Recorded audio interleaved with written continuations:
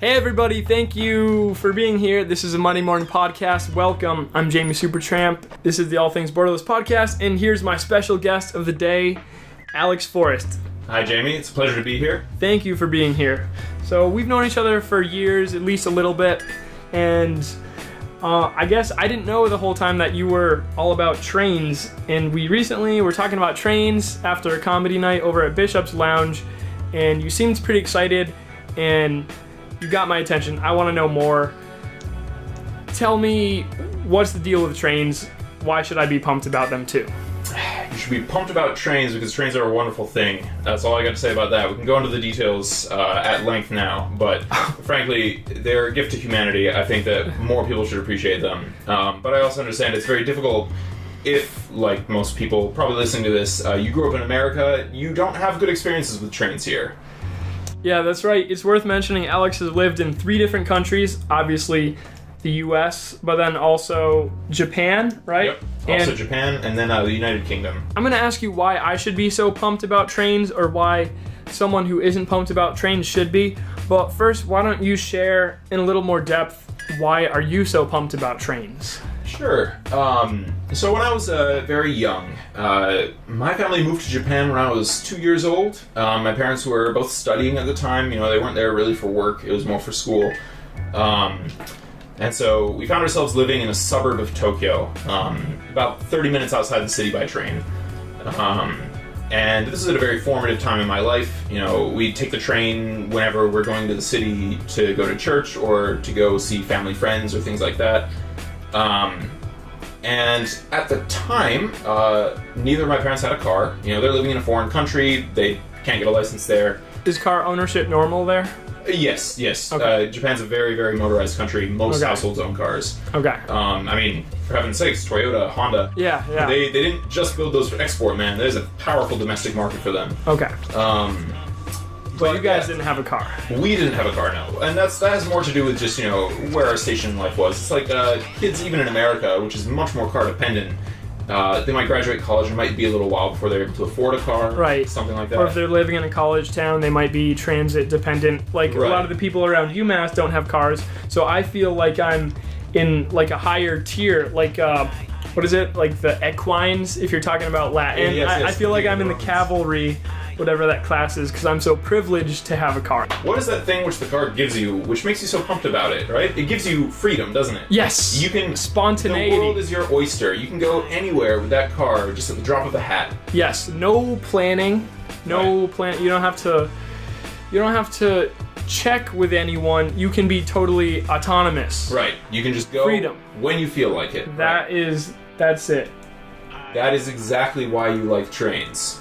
That's why people like trains, where the trains are nice. Because where the trains are nice, it gives you that same spontaneity, that same freedom. You can just get up and go. So you're thinking you want trains to be coming to your particular station at fairly regular intervals, so you don't need to bother with a schedule. Right. You just kind of show up, Yeah. and there's going to be one any minute now. Yeah, that's good. So this is a phenomenon we call frequency.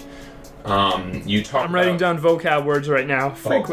By all means. So frequency would be the number of trains you're getting per hour or per day. What's the frequency where it goes from not good to valid? What's like kind of the lower threshold of frequency that becomes viable? The lowest threshold for real convenience, I would say, is around the 15-minute mark. So the gap between trains... So that's the lowest you want. Right. You probably want less than this. You don't want to be stuck waiting 15 minutes, but 15 minutes is about a short enough wait that even if you are stuck with it, it's not the end of the world. Okay, so... Especially if you're going to make up some time on the train because it's faster than driving. Right. You know? That can make the wait not so bad. So when trains come less frequent than that, then they cease to be what you envision. Exactly. They're not giving you the same kind of freedom. They still give you some freedom, but, you know, it will take more involvement, a bit more planning and all that, so it's not quite the same. What you want is high-frequency service, which connects to other high-frequency service. You think about this, right? Suppose you're taking a bus or a train, right? And you need to make a connection before you can get to your final destination, okay? Yep. Now, I said 15 minutes was, the minimum good frequency. Yeah. Right? Now imagine you have a 15-minute wait. You get to the point where you're making your connection, you get out, and the bus you're trying to connect to just left. You're stuck. You're waiting 15 minutes, right? Obviously, the lower the frequency, the less important it is to time your connections like that. Yep. You know, if you're out in the boonies, you know, you're riding trains out in a rural corner of the country, probably at this point you'll be dealing with schedules so infrequent that connections are timed. Yeah. You know, so the connecting train isn't going to go anywhere until yours arrives, and that way you eliminate the wait. But when you have high frequency, this is obviated. It's not a problem. Yeah. You know, all you gotta do is ride it, get into the stop you're switching, get off, get onto the next one, and you're off. Okay, so now that you're talking about trains, do you like buses as much, or how do they fit into the picture? Because you seem to have like a big picture of like city life in general. Right. Well, buses are absolutely an integral part of a transportation network, but there is just a certain lack of appeal with them. Which, yeah, because they're just as slow as traffic. They don't even have to be. It's not about the speed, I think. It's something hard to put your finger on. It's something aesthetic. There's something especially wonderful about trains. Even in America. You know, if you go to a city like Boston, right? Yeah. The subway in Boston, it's not that great. It's decent by American standards, but, you know, it's kind of dirty. It breaks down a lot. It's pretty slow. Yeah. It's very loud. And yet, even for that, people in Boston would much rather be near a train station than on a bus line. Who has the best trains? That would have to be Japan. Yeah. I think there's no getting around that point. Yeah. Japan is the world leader in the rail industry. Is that what inspired your Twitter handle?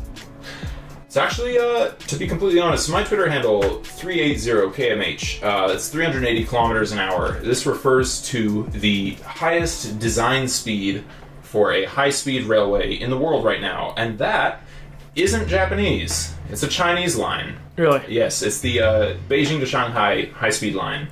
It's not operated at this speed. They got a bit ahead of themselves, and they built something that's a bit too high-tech. Yeah. The current top speed on that route was recently raised from 300 to 350 kilometers an hour.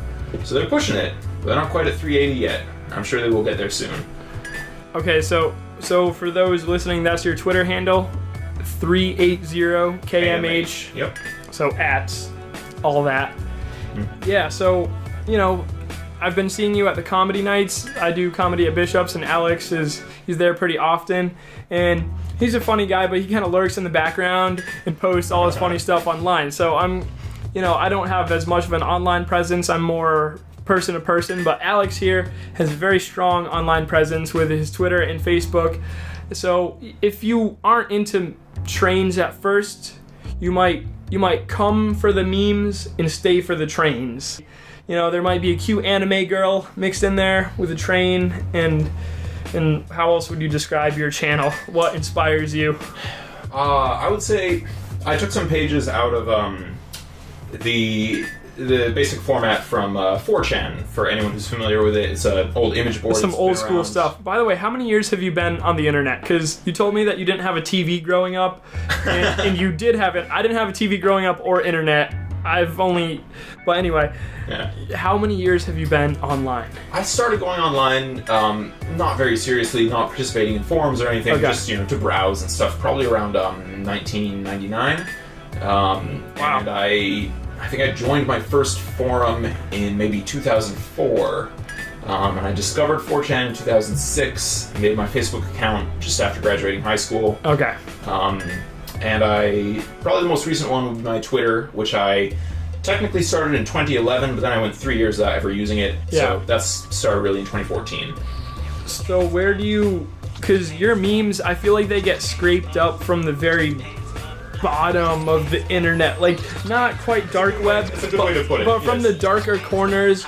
Cause you post rare stuff, and you told me, I talked to you about Pepe the Frog, because Alex here, he posts a lot of Pepe the Frog memes, which have nothing to do with the alt-right. So can you please explain how you have a right to post Pepe the Frog memes? Sure. Insofar as anybody does. I was an active lurker and poster on 4chan around the time when Pepe first debuted there. He was just, a funny little cartoon character. He had some good interactions with his housemates. The original setup is He's one of 4 guys who just share a house, and they just get up to their antics and shit.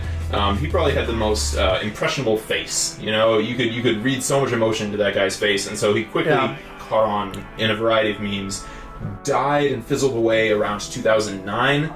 And then suddenly came right back. I understand a lot of that has to do with the alt-right now, but they're just latching onto something which started on 4chan about a decade ago. Yeah, I really like the Pepe memes. They're so relatable. I like his crying eyes. Oh, yes. You can put He's anything very on. expressive. He's so relatable.